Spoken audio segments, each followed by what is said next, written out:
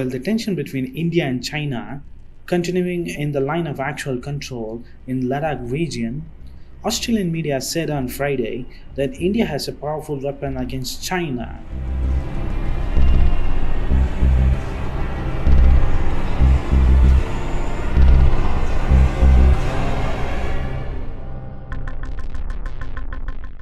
The Australian media was saying that the United States as India's powerful weapon against China. As the ongoing standoff between India and China are going on, both sides deploying more than 10,000 troops to their borders. This comes at the time India-Australia has strategic agreement on using their military bases. The news report says India and the US are the world's biggest democracies, sharing common interests on the free trade, defense, and protecting the strategic sea lines of Indian Ocean by preventing China's growing influence in the indo-pacific region. India-US relationships have grown more closer than ever before. As of now, they both can call themselves all allies to each other.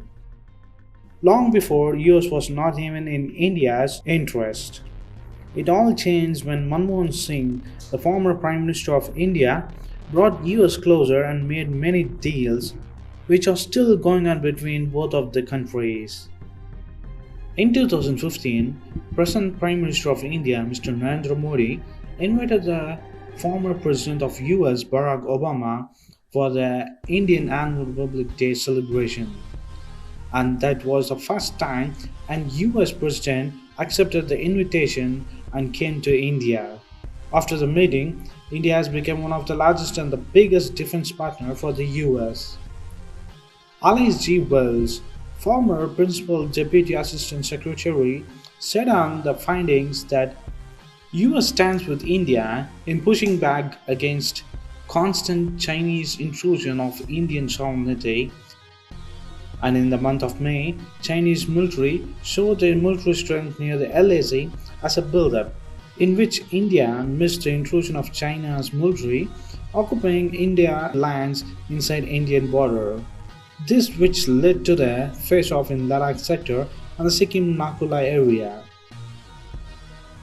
So what do you think of US, the India's powerful weapon according to Australian media, and US supporting India against the Chinese probes and intrusion?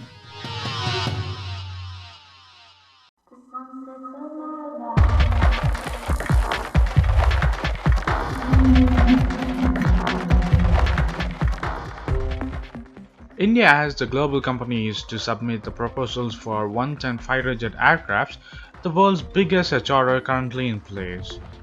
The Indian Air Force sought requests for information for the supply of single and the twin-seat jets to be mostly manufactured locally, it said in a statement on its website.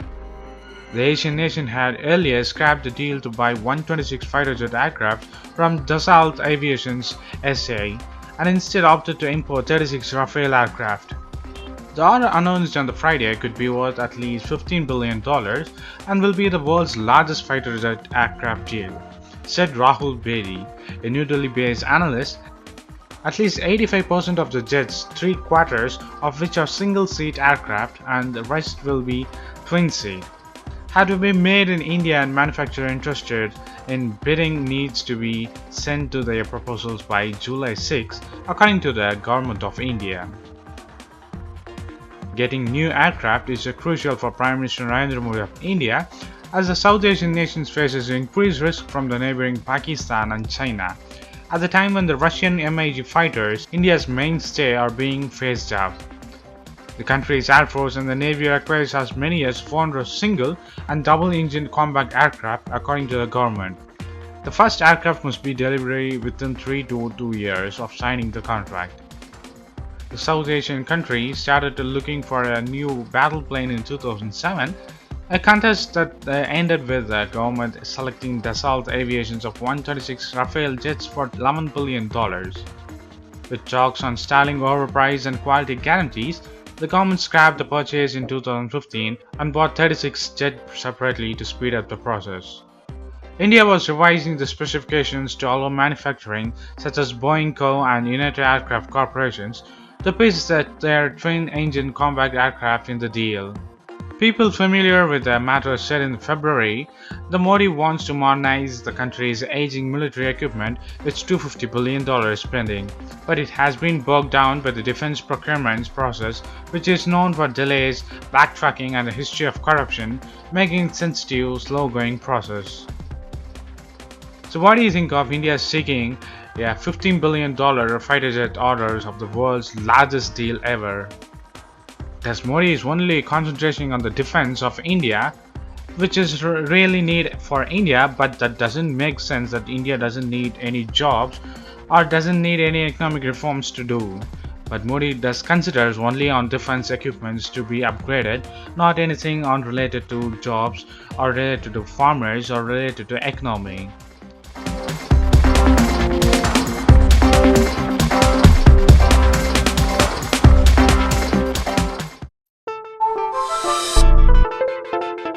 India can seize the opportunity to provide an alternative investment hub for the American companies which are downgrading their operation in China. US Ambassador Kenny Jester said on Thursday, while he pitched for bilateral FTA as the next big ticket item. Delivering his first policy speech since taking over as the ambassador to India, Jester identified 5 pillars to take Indo-US partnership forward: stronger defense ties, strategic economic relationships, energy environment, inclusive development and cooperation in the region. US Envoy in particularly emphasized on its India's role into indo-pacific region and opportunities in the economic partnership. India needs to take a strategic view of the economic relationship so as a roadmap for FTA could be laid. On pointing out America's first and Make in India are not incompatible, just as said rather than investing in each other's market will be mutually beneficial. It will increase economic interactions and volume of trade, lead to the collaboration on emerging technologies and create jobs in both the countries, he noted. But let me go through further and suggest that this is the time to put a strategic lens in our or on our economic relationship, just we have done with our defense relationship, he said. The speech was organized by the Canaries India, the India chapter of noted US think tank. Chester informed that a number of US companies have reported increasingly difficulties in conducting businesses in the large market in the region, as is China. Accordingly, some companies are downgrading their operations there, while others are looking with great interest at the alternative markets. India can seize the strategic opportunity through trade and investment to become an alternative hub for US business in the Indo-Pacific region. Bilateral trade has increased from approximately $20 billion in 2001 to $115 billion in 2016. The US Envoy, however, expressed the concerns about the persistent state deficits, including the one the US has with India. He said the US want to work with India to expeditiously resolve the trade and investment dispute. Referring to the defense ties, Justice said, perhaps in the next year we can announce some major agreements like the fighter jets, advanced helicopters, unmanned ground vehicles, and intelligence exchanges.